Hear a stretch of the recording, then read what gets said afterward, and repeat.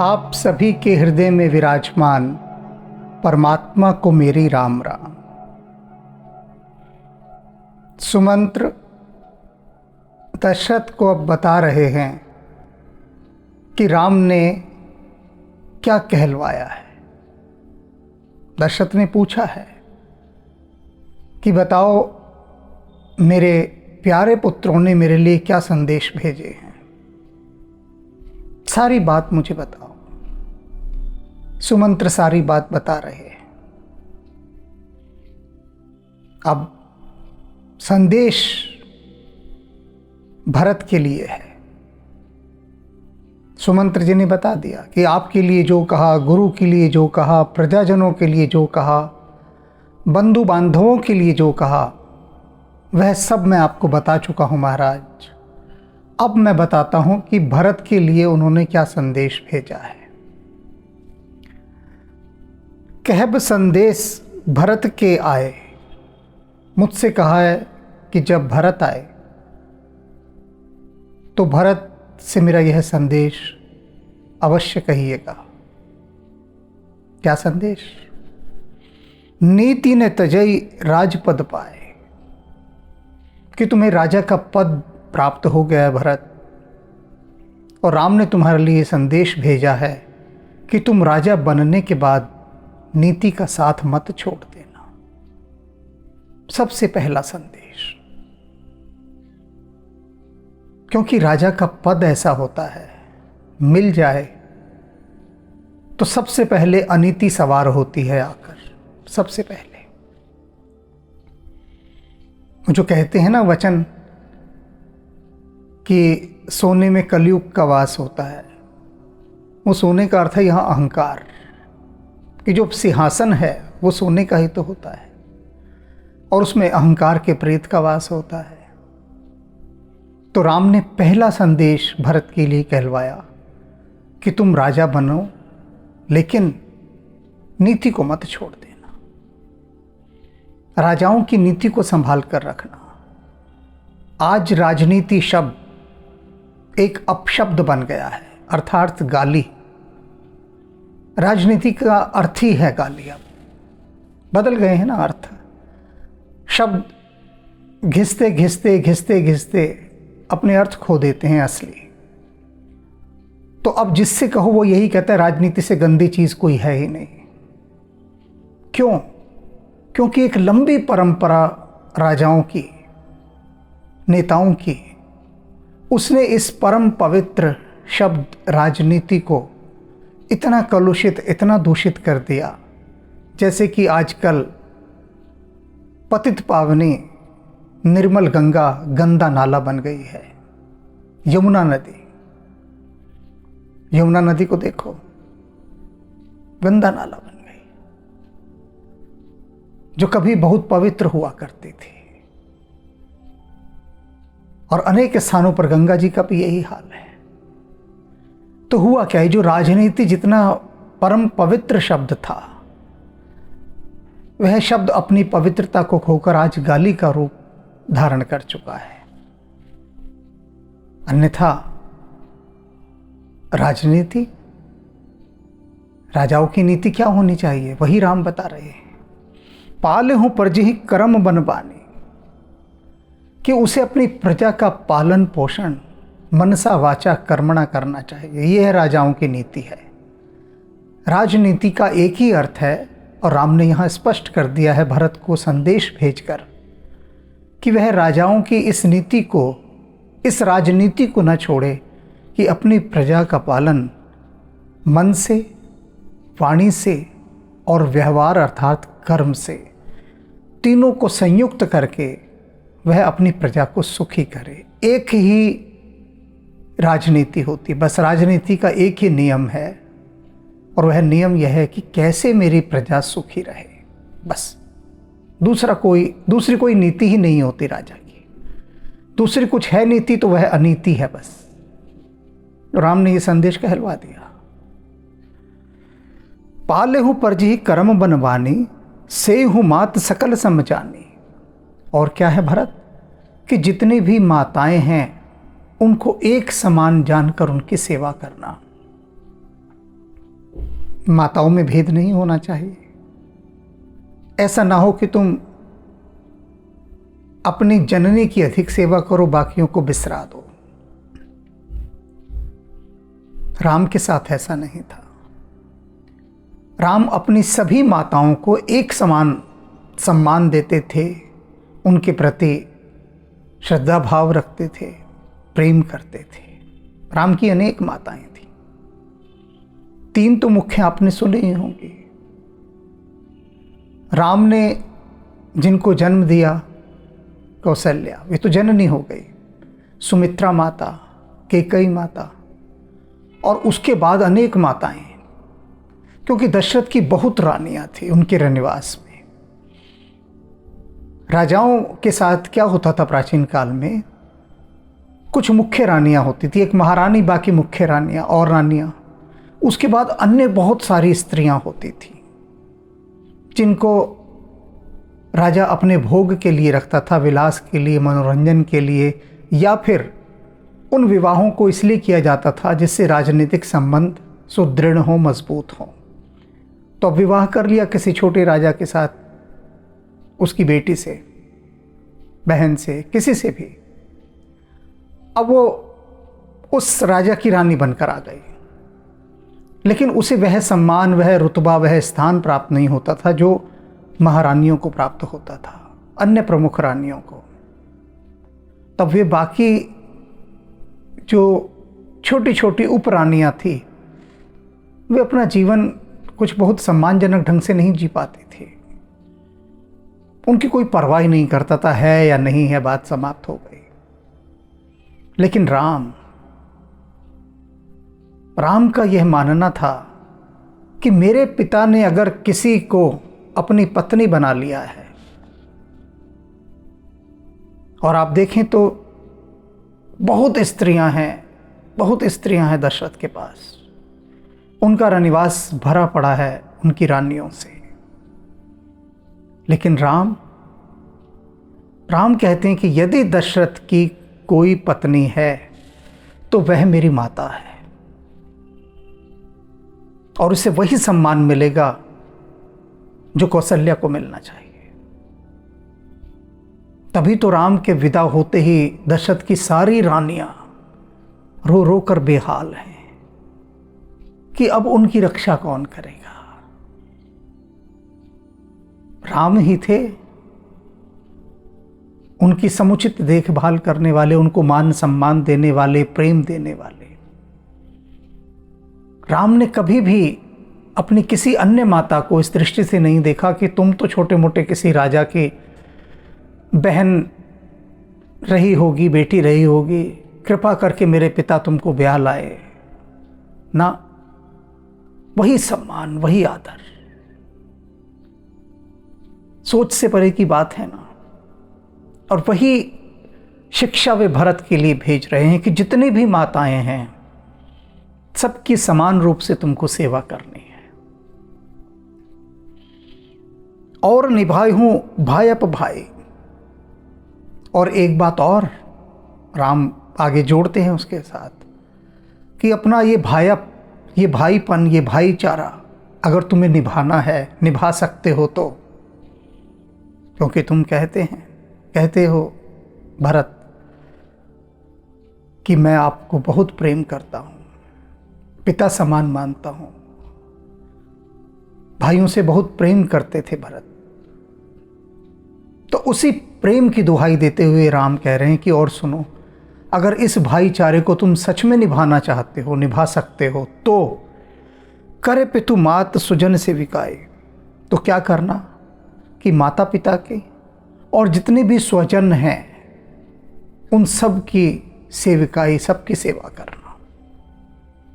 जितने भी अयोध्या में अब रह गए हैं, जिन्हें मैं छोड़कर आ गया हूं, भेदभाव मत रखना, कोई भेद दृष्टि मत रखना कि ये राम के पक्ष के हैं, ये इसके पक्ष के हैं, ये उसके पक्ष के हैं। ना, कोई पक्ष मत रखना, निष्पक्ष रहना, तटस्थ रहना। और अपने इस भाईचारे का निभा यदि तुम करना चाहते हो तो ये परीक्षा है तुम्हारी कि माता पिता और सभी स्वजनों को उसमें अयोध्यावासी भी आ गए, परिवार के जन भी आ गए, सबकी तुमको सेवा करनी है। तात भांति ते ही राखबो राय, और राजा को इस प्रकार से रखना है, यानी हमारे पिता दशरथ को, क्योंकि राजा अब तुम बन गए हो। अब दशरथ तो राजा रहे ही नहीं, लेकिन फिर भी राम दशरथ के लिए राजा शब्द का उपयोग कर रहे हैं कि तुम्हें राजा को इस प्रकार से रखना है। सोच मोर जेहि करे कनाए, मेरी वो किसी भी प्रकार से चिंता ना करें। उनके मुंह से ये ना निकले कि काश राम आज होता यहाँ, ये शब्द नहीं निकलने चाहिए। इस प्रकार से तुमको उनका ध्यान रखना है कि राम की कमी, राम का अभाव उन्हें अनुभव ना हो। इस प्रकार से मेरी सोच ही ना व्यापे उनके हृदय में। लखन कहे कछ बचन कठोरा, और महाराज सुमंत्र कह रहे हैं दशरथ से, अब ईमानदार सचिव हैं। प्राचीन काल में जो राजा के सचिव होते थे ना, कुछ राजाओं के तो इतने ईमानदार होते थे, बेमिसाल ईमानदारी, अपनी तरफ से कुछ नहीं जोड़ते, लगाते, घटाते, बढ़ाते थे। जो जैसा है ज्यों का त्यों, एज इट इज, सब कुछ राजा के सामने ऐसे रख देते थे, सब कुछ। हैं अनेक उदाहरण, बताऊंगा कभी, पर आज सिर्फ यही बता रहा हूं कि सुमंत्र कितने ईमानदार और कितने सच्चे हैं। साफ कह रहे हैं कि महाराज अब लक्ष्मण की बारी है, आपने कहा मेरे पुत्रों ने क्या संदेश दिया, तो लक्ष्मण ने कुछ कठोर बातें कही थी। लखन कहे कछ बचन कठोरा, बहुत कठोर वचन कहे थे कुछ। बरजे ही राम पुनि मोहि निहोरा, और जब लक्ष्मण वो कठोर वचन कह रहा था तब राम ने मेरी ओर देखा और मुझसे कहा, और मुझसे निहोरा किया, निवेदन किया, विनती की, अनुरोध किया, अपनी कसम दिलाई राम ने मुझे। बार बार निज शपथ दिवाए, और बार बार मुझे अपनी कसम दिलाई, और कसम दिला के क्या कहा, कहब न तात लखन लरिकाए, कि सुमंत्र जी महाराज दशरथ के पास जाकर, हमारे पिता के पास जाकर, ये जो लक्ष्मण बालपन में, लड़कपन में ये जो बातें कह रहा है ना कठोर, मत कहना, बिल्कुल मत कहना, आपको मेरी कसम है। पहली बार राम अपनी कसम किसी को खिला रहे। लोग तो झूठी कसमें खा लेते हैं, राम कसम, राम कसम, राम की कितनी झूठी कसमें खा लेते हैं। और राम अपनी ही कसम खाकर, अपनी ही कसम दिलाकर सुमंत्र से बार बार कसम खिला। आज तक, अभी तक राम ने कहीं किसी से नहीं कहा तुमको मेरी कसम, सुमंत्र से कह रहे हैं। सोचिए कितनी कड़वी बात रही होगी, कितनी विषाक्त जहरीली बात रही होगी जो लक्ष्मण ने कही होगी। तुलसीदास भक्ति भाव के मार्ग के हैं, बहुत गहरे भक्ति भाव के। वे यहां वे बातें कभी नहीं कहेंगे जो लक्ष्मण जी ने कही, कभी भी नहीं कहेंगे। गाड़ दिया उन्होंने उन बातों को बंद करके, और हनुमान जी ने हमें खुदाई पर लगा दिया कि खोद के निकालो वे बातें। क्या कहा था लक्ष्मण जी ने, कि जिसके लिए राम को अपनी शपथ देनी पड़ी, कसम खिलानी पड़ी। तो फिर हमने खोला वो घड़ा जिसमें वो सारी बातें थी, वो पिटारा खोला, और वो सारा पिटारा जो आध्यात्मिक उपन्यास है हमारा अनहोनी, उसमें सब दर्ज है। दूसरा खंड है रघुवंशनाथम आध्यात्मिक उपन्यास माला का। तो अगर लक्ष्मण जी की वो कठोर बातें जाननी हो तो अनहोनी में प्रवेश करना ही पड़ेगा। लखन कहे कछु बचन कठोरा, बरज राम पुनि मोहि निहोरा, बार बार निज शपथ देवाई, कहब न तात लखन लरिकाए। दशरथ से कह रहे हैं कि आप मेरे से ये मत पूछना। अब लक्ष्मण ने क्या वो बातें कही थी मुझे बताओ सुमंत्र, क्योंकि राम ने मुझे अपनी कसम दिला दी है। इशारों में बता दिया, अगर ये बात नहीं कहते सुमंत्र कि राम ने अपनी सौगंध दिलाई है, तो दशरथ जान छोड़ने वाले थे सुमंत्र के। आदेश देते कि राजा का आदेश है, मुझे बताओ क्या कहा।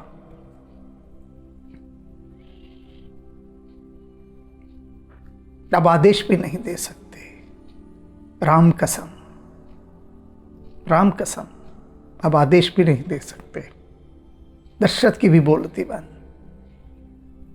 समझते हैं दशरथ जानते हैं, समझते हैं लक्ष्मण को। अति उग्र स्वभाव, असहनीय, कहा होगा बहुत कुछ मेरे बारे में ऐसा, निश्चित रूप से कहा होगा, क्योंकि लक्ष्मण बर्दाश्त नहीं करता। कोई शर्म लिहाज नहीं रखते लक्ष्मण, और राम उन बातों को सुन भी नहीं सकते जो लक्ष्मण ने कही। और इस संतप्त दशा में मैं लक्ष्मण के वो जहरीले तीरों से और बिंधा जाऊं, राम ये कभी नहीं चाहेंगे।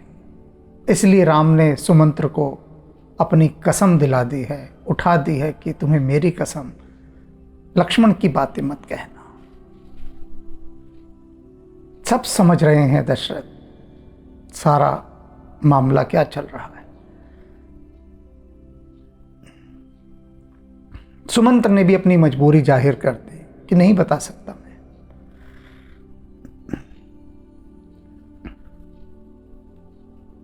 कह प्रणाम कछु कहन लिए, सिया भई शिथिल स्नेह। कहते महाराज अब सीता की भी बात आप सुन लीजिए। आप जानना चाहेंगे कि सीता ने क्या संदेश कहा। तो प्रणाम किया सीता ने सबसे पहले, तो कुछ कहने लगे, फिर कुछ कहने लगी प्रणाम करने के बाद। वही शिथिल स्नेह, लेकिन वो आपके स्नेह को जानकर, आपके प्रेम को जानकर शिथिल हो गई, कुछ कह ना सकी। थकित बचन लोचन सजल, पुलक पल्लवित दे। उनकी वाणी रुक गई, आंखें आंसुओं से भर गई, उनकी पूरी देह कांपने लगी आपके प्रेम और स्नेह की वर्षा को देखकर। कुछ ना कह सकें।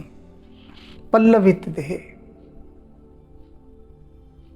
क्या कहती भी। उनकी स्थिति ऐसी थी सीता जी की, कुछ कहते ही नहीं बन रहा था, बस रोते जा रही थी, हाथ जुड़े हुए थे, शरीर कांप रहा था, कुछ नहीं कह सके। उन्होंने कुछ नहीं कहा, बस उनकी ये मनस्थिति, उनकी ये दशा, जो भी कुछ कह रही हो आप समझ लीजिए। उनसे तो कहा ही नहीं गया कुछ, उनकी तो ऐसी दशा थी। तही अवसर रघुबर रुख पाई, केवट पार ही नाव चलाई। और उस अवसर पर केवट राज ने राम की ओर देखा और राम का रुख जान लिया। राम ने संकेत करा केवट को, चलो अब बहुत हो गया, सब कहना सुनना हो गया, नाव खेवो। और केवट ने नाव खेनी आरंभ कर दी। केवट पार ही नाव चलाई, और केवट ने उस पार ले जाने के लिए नाव को चलाना शुरू कर दिया, नाव खेनी शुरू कर दी। रघुकुल तिलक चले यही भांति, और वे जो इस रघुकुल का तिलक हैं श्री राम, वो इस भांति वहाँ से चल दिए। देखूं ठाड़ कुलिस धर छाती, और मैं वहाँ पर छाती पर पत्थर धारण किए हुए, मेरी छाती पर पत्थर था, वज्र था, मैं खड़ा खड़ा उनको देखता रहा, वे जा रहे। मैं कुछ ना कर सका, बस दिल पर पत्थर रखे उनको देखता रहा। मैं आपन कि मैं कहो कलेसो, मैं अपना दुख किससे कहूं महाराज? आप तो तब से कह रहे हैं, सारा दुख आपने कह डाला, मैं किससे कहूं? मेरा तो आपने सोचा ही नहीं। जियत फिर हूं लेही राम संदेश हो, मेरा दुख आप जान सकते हैं महाराज, किससे कहूं अपना दुख? बिना राम को लिए वापस लौट आया, केवल राम का संदेशा लेकर और जीवित लौटा हूं। ये मेरा दुख है कि मुझे लौटना पड़ा बिना राम के, केवल राम का संदेश लेकर और जीवित। क्यों लौटा मैं जीवित? ये मेरा दुख है, किससे कहूं? अस कह सचिव बचन रही गए हो, ऐसा कहकर सुमंत्र जी चुप हो गए। अब उनसे आगे कुछ कहा भी नहीं गया। हानि गलानी सोच बस भय हो, और कितनी बड़ी हानि हुई है, नुकसान कितना बड़ा हुआ है, और आत्मग्लानि बस इसमें ही डूब गए। हानि और ग्लानि के अंदर सोच में, चिंता में सुमंत्र फिर से डूब गए। सूत बचन सुन ही नर ना हो, दशरथ ने जब सुमंत्र के ये सारे वचन सुने, सारी बातें सुनी, पर हूं धरनी और दारुण दाहो, धरती पर गिर पड़े, फिर लेट गए धरती पर, और उनकी छाती आग के समान भयंकर रूप से जलने लगी। दुख की आग उनकी छाती पर भभक भभक कर जलने लगी। दशरथ फिर तड़पने लगे। तलफत विषम मोह मन मापा, और उनका जो मन था वो गहरे विषम मोह से ग्रस्त हो गया और वे तड़पने लगे। माजा मन हूं मीन कहूं व्यापा, जैसे वर्षा का प्रथम जल यदि मछली पर गिर जाए तो मछली तड़पती है, ऐसे वे तड़प रहे थे। करी बिलाप सब रो ही रानी, दशरथ को देखकर सारी रानियां रोने बिलखने लगी। महाविपत्ति की मिजाई बखाने, इस महान विपत्ति का भला कैसे बखान किया जा सकता है? दशरथ भूमि पर पड़े पड़े रो रहे हैं, बिलख रहे हैं, तड़प रहे हैं, सारी रानियां रो रही हैं। सुन बिलाप दुख हूं दुख लागा, ऐसा विलाप, ऐसा रोना मचा हुआ था वहां पर कि जिसे सुनकर दुख हूं दुख लागा, दुख भी दुखी हो गया, दुख भी दुख में समा गया, दुख को भी दुख होने लगा। और धीरज कर धीरजू भागा, और जो धैर्य था, धैर्य भी भाग खड़ा हुआ, उसका भी धैर्य चुक गया। भयऊ कोलाहल अवध अति सुन नृप राउ सो, पूरी अयोध्या में खलबली मच गई, कोलाहल मच गया जब उन्होंने महल से उठते हुए इस विलाप के शोर को सुना।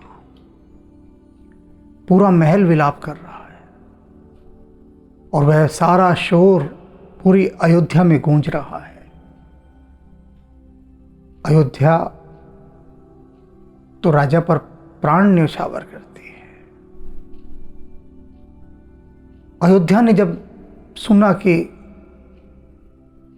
हमारे राजा के महल से विलाप का इतना शोर आ रहा है, तो पूरी अयोध्या में भी रोना धोना आरंभ हो गया, खलबली मच गई, कोलाहल मच गया। और कैसी लग रही थी अयोध्या इस समय?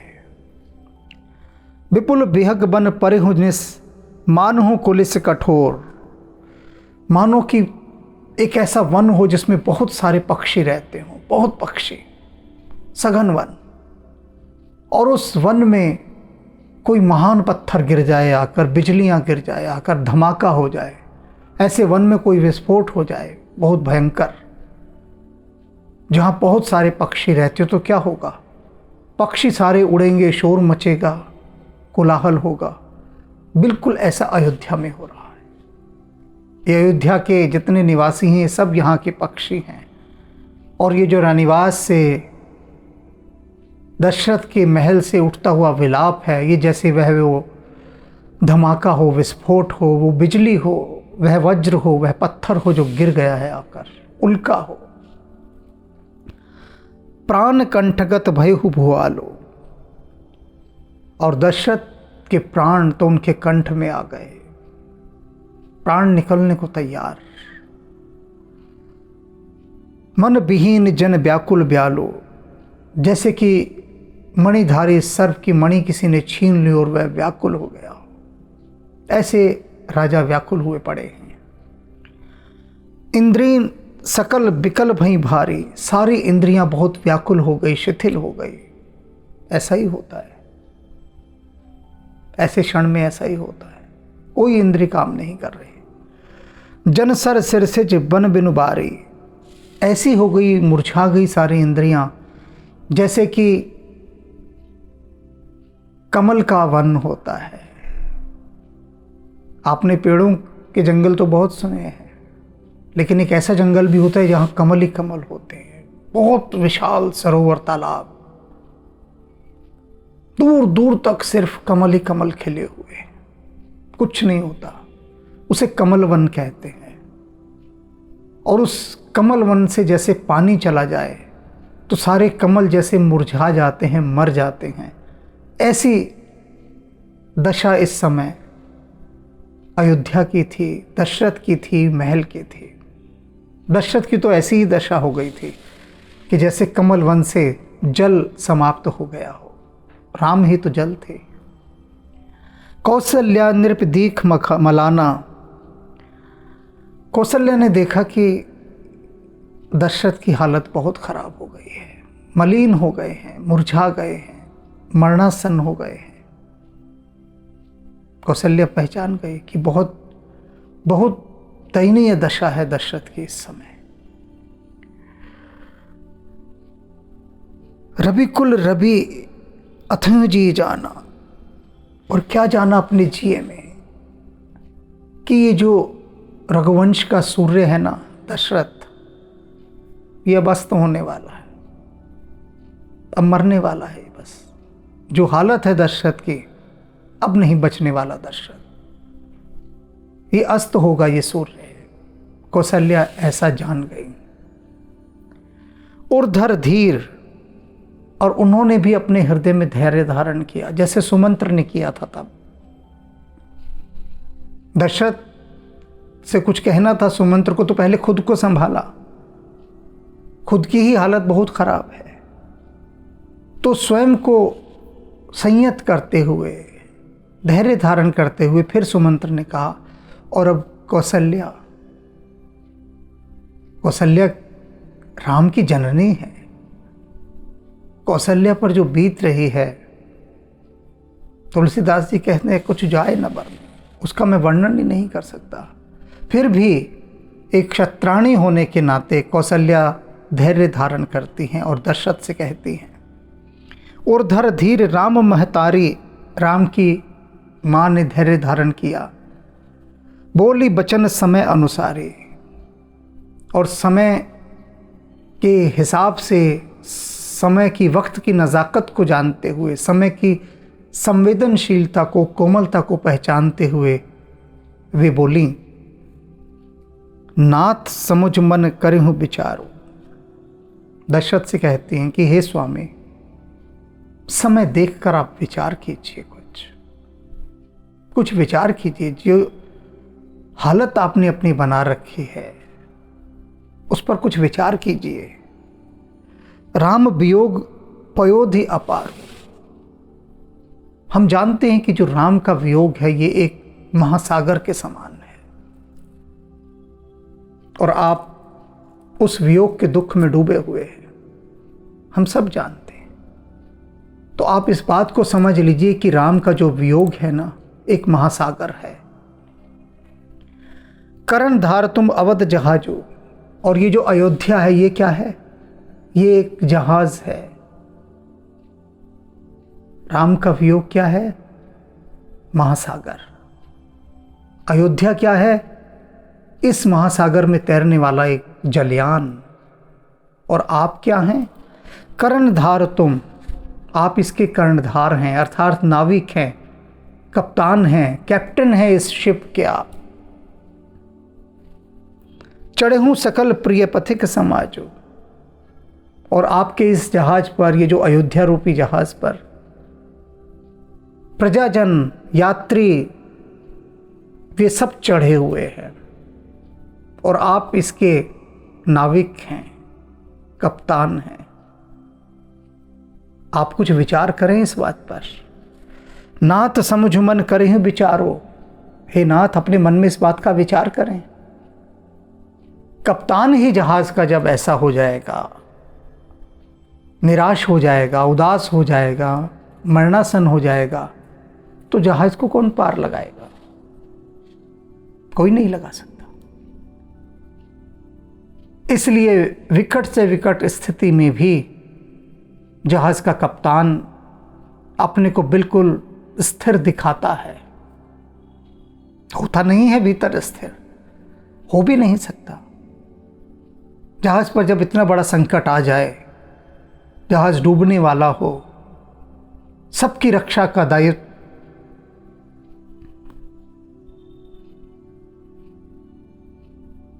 कैप्टन पर होता है, नाविक पर होता है। कैसे वो जहाज को छोड़कर जा सकता है? नहीं जा सकता। अंतिम यात्री के होने तक वह जहाज को नहीं छोड़ सकता। बहुत बड़ी जिम्मेदारी होती है कैप्टन की, नायक की, नेता की, सेनापति की, बहुत बड़ी जिम्मेदारी। कोई ना समझे अलग बात है, बिल्कुल, फिर तो कुछ कहा ही नहीं जा सकता, कोई ना समझे तो। लेकिन जो समझे तो बहुत बड़ी जिम्मेदारी। कौशल्या उसी दायित्व की ओर संकेत कर रही है दशरथ को कि आप कैसे इस हालत में रह सकते हैं, अपनी ये हालत आप कैसे बना सकते हैं। मन में विचार कीजिए, आप इस अयोध्या रूपी जहाज के कप्तान हैं, नाविक हैं, खेवनहार हैं, करतार हैं, पार आपको लगाना है। और ये महासागर राम के वियोग का है, संकट भयंकर है, लेकिन आपको कोई अधिकार नहीं आप इस दशा को उपलब्ध हो जाएं, दयनीय दशा को। धीरज धरहित पाए हूं पारो, आप धीरज धरेंगे तो ही ये सब पार उतर सकते हैं। नहत बूढ़ ही सब परिवारों, नहीं तो सब परिवार सहित डूब के मर जाएंगे, पूरी अयोध्या तबाह हो जाएगी, सब नष्ट हो जाएगा एक आपके नष्ट होते ही। आपको धैर्य धारण करना पड़ेगा, क्योंकि पार तो आपने लगाना। इस अयोध्या रूपी जहाज के नाविक आप हैं। आप हार गए, सब नष्ट हो जाएगा, सब डूब जाएंगे, जहाज ही डूब जाएगा, ये अयोध्या ही डूब जाएगी। तो विचार कीजिए मन में इस बात का। जो जिए धरे हे बिनय पिए मोरे, कहते हैं मेरे पिया, बहुत प्रेम से अब कौशल्या पुकार रही है, समझाना है उनको। कहती है हे मेरे पिया, अगर मेरी बात पर विचार करो, मेरी विनय पर, मेरी एक विनती है उसे सुन लीजिए आप। क्या विनती है? राम लखन सी है मिल ही बहोरी, यदि आप ठीक रहे, सब कुछ ठीक रहा, तो ये अयोध्या भी बच जाएगी और राम लक्ष्मण और सीता, इससे मिलना भी हमारा फिर से हो जाएगा। सब आप पर निर्भर करता है। आपने ही इस अयोध्या रूपी जहाज को अगर डुबा दिया तो लौटेंगे कहां फिर राम लक्ष्मण और सीता? 14 वर्ष बाद उनको अयोध्या लौटना है ना। अयोध्या ही नहीं रहे तो फिर लौटेंगे कहां? वे लौटेंगे ही नहीं, आएंगे ही नहीं। तो सब कुछ अब आप पर निर्भर करता है। स्वयं को संभालिए, बाहर आइए इस दुखद मनोदशा से और इस अयोध्या रूपी जहाज को ठीक से चलाइए, क्योंकि यहाँ के जितने भी प्रजाजन हैं, यात्री हैं, वे सब आपका दायित्व हैं, आपकी जिम्मेदारी हैं। आप इससे विमुख नहीं हो सकते और इस बात का आप मन ही मन विचार कीजिए। राम की माँ है ये, जननी है राम की। दुख है अति भारी, माँ का दुख अधिक होता है, पिता का इतना नहीं होता। यहां पर किंतु दशरथ हार चुके हैं, सब कुछ अपने मन से ही हार चुके हैं। और ऐसे में कौशल्या एक सच्ची क्षत्राणी का धर्म निभा रही है। सच्ची क्षत्राणी कौन होती है? जो अपने व्यक्तिगत दुखों को भूलकर प्रजा का हित सोचती है, सबका हित सोचती है। वही हित इस समय कौशल्या सबका सोच रही है।